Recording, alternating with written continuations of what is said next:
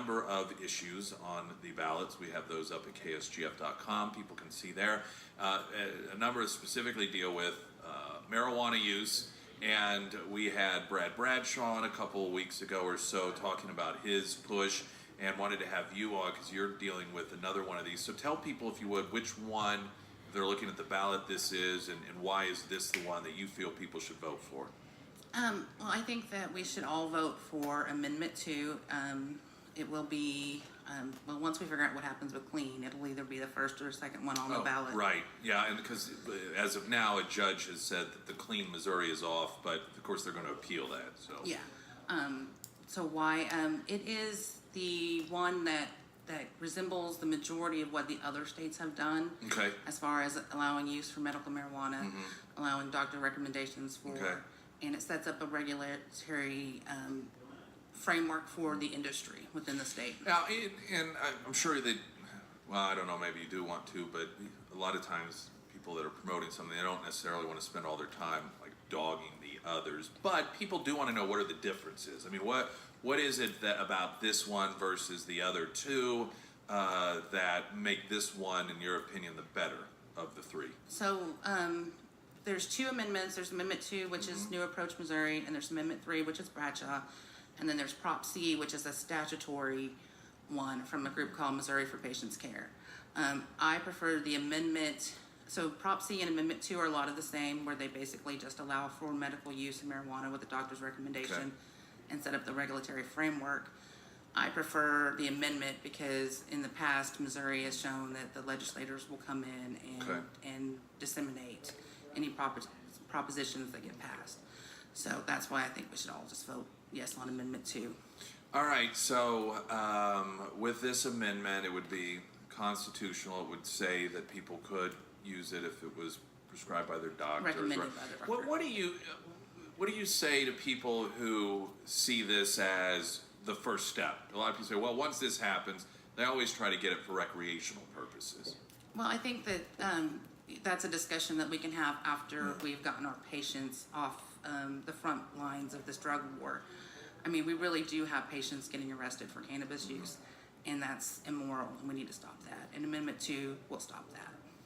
Are people allowed in any capacity? I ask this because I see people ask these questions on social media, or there will be a store in Springfield that sells some form of it or an oil, and then there's questions about whether that's legal. Is any of that, what goes on there? So it's kind of, that's called CBD oil, and that's an extract that you can either get from a indica, a sativa, or the industrial hemp plant. Okay. So the majority of the CBD that you see on the shelves in Missouri is from the industrial hemp plant. Okay.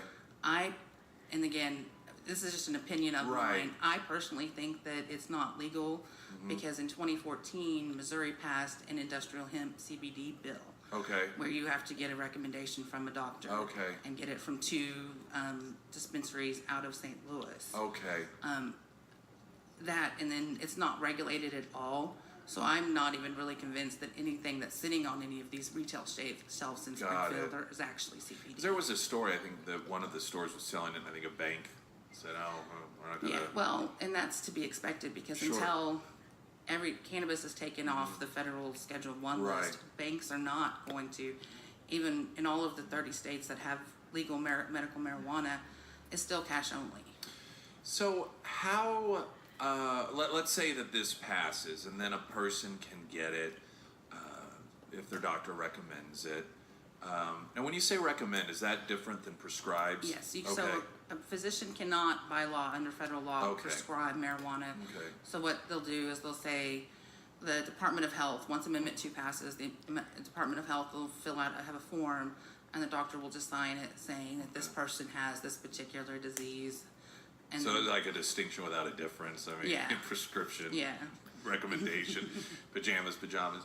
All right. So if this were to pass, and then people were able, based on a recommendation for their doctor, to get it, who is allowed to sell it, manufacture it? Is that just sort of an open market, or is that covered in this also? This is Amendment 2 goes into the licensing process.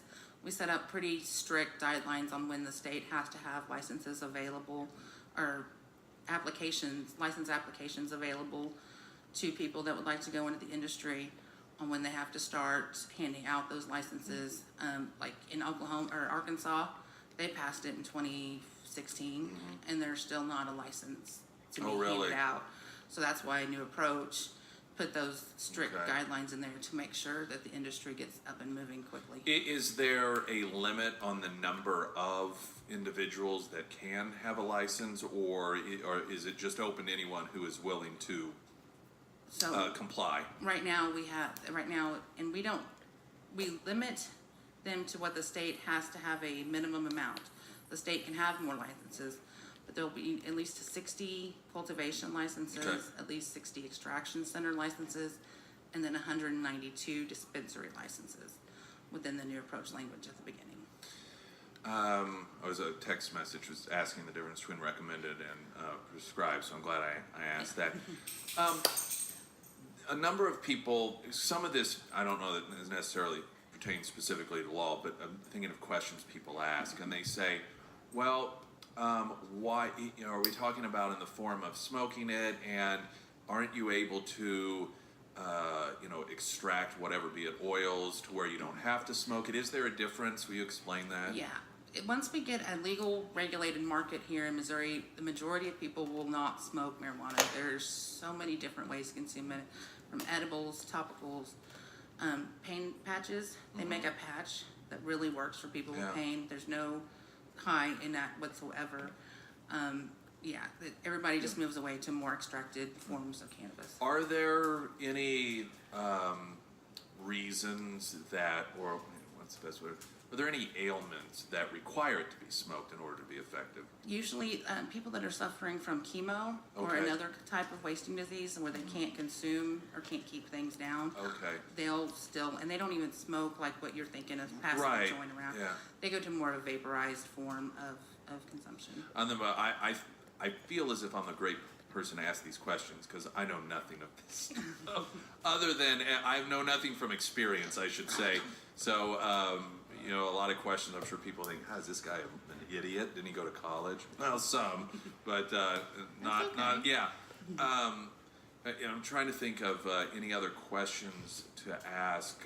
Are there any other areas that you think people need to be aware of, or real misconceptions that are out there regarding this? I mean, I'm sure constantly, anytime you post something on Facebook, you have people from all over every angle, why we should do this or should do that. Oh, yeah. When Brad was in here talking about his amendment versus the other ones, he had mentioned that criminals will be able to sell marijuana now. Oh, yeah, that's what he was, Can you address that? Felons, I think he specifically said. So we actually have, we have a step. Good question. So felon disenfranchisement is actually, I don't know if you guys know my story, but no, share it if you want, if you don't mind. My husband suffered from some pretty severe chronic pain issues, and this was in 2010. And the opiates, even then, we knew that was just not an option. Right. And they literally were. The opiates were putting him in the hospital versus his chronic pain condition that wasn't. If that makes sense. Sure. They wouldn't do his surgeries to fix his back because of the issues he was having with the opiates. And we had to find a different alternative because you could literally see his disc was sticking out. Yeah. It was bad. So he did what was legal at that time in 24 other states and started a little garden. We were home for 4 days from his second spinal fusion when we were SWAT raided by the Comet Task Force in Ozark.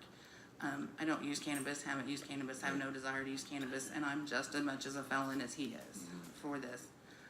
So felon disenfranchisement, I have a personal thing is that we've got, at this point, felons can only get minimum wage jobs, and that doesn't help them get better and get back into the swing of life. So we wrote it where if your conviction was due to medical use of marijuana, there's no delay in going into the industry. If you have a non-violent or or a crime that didn't result in jail time, then you have 5 years from the time you committed that crime to when you can work in the industry. And then if you have a non-violent or you have a violent crime or you ended up in prison, then you have to wait for 5 years after you've left the Department of Corrections control.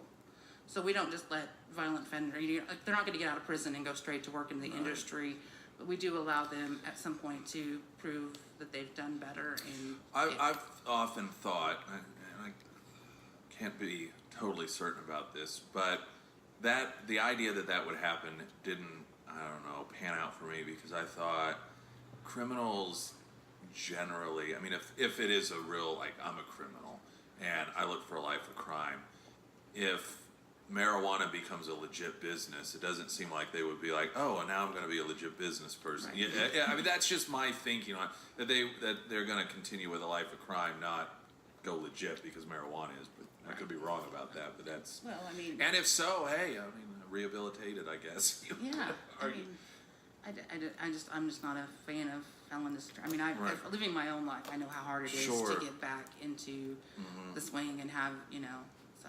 Right. So I don't know if you'll know this or not, but a lot of talk about prescription drug monitoring program, and a lot of the area is under it because counties have done it and so forth. Now, this isn't a prescription, this is a recommendation. So do you know whether that would fall under prescription drug monitoring program? It would not. But when it, I mean, I don't want to call it a database because it's not a database, but the Department of Health here in Missouri will know if you have a card that allows you to have medical marijuana. So, yeah. So that they know that you take it, would they know how much, or? Not that I'm not. I mean, we'd have to wait until it gets set up, but no. When it comes to, I'm just curious about a number of aspects of this. Some of this, it may be irrelevant to people as to whether they support this or not. But when a person does get a prescription, it's for a certain amount, and it's for so many days.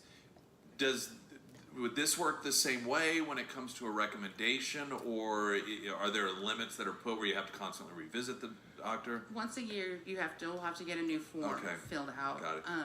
And then you can have, I think it's up to 4 ounces of flour or the equivalent in extracts a month. So. Okay. If people want, now this is Amendment 2, and I mention that because so people will see if they look at our sample ballots online that there are 3 different marijuana initiatives, and that can become very confusing to people. They just look and they're like, oh, I don't know.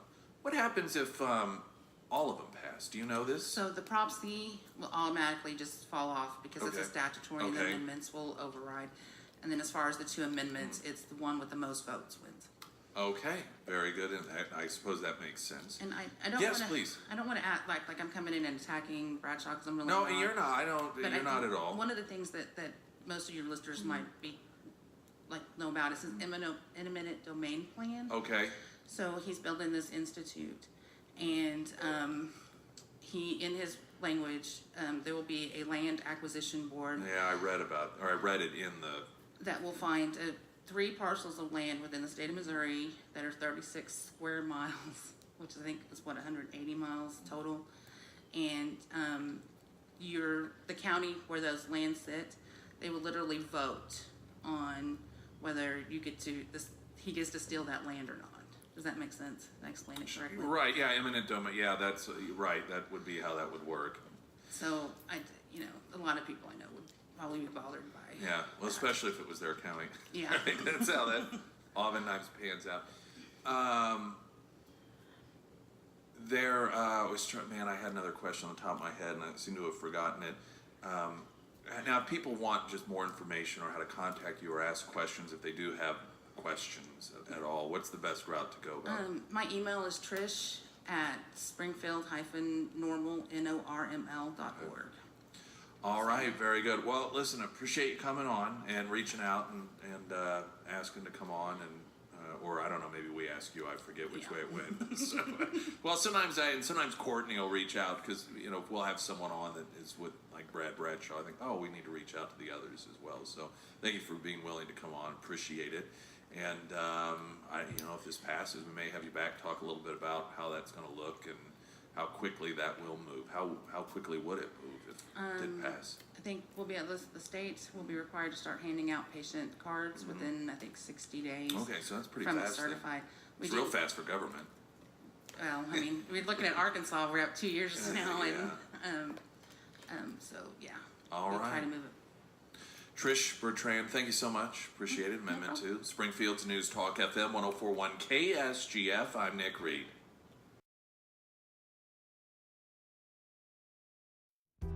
Bye.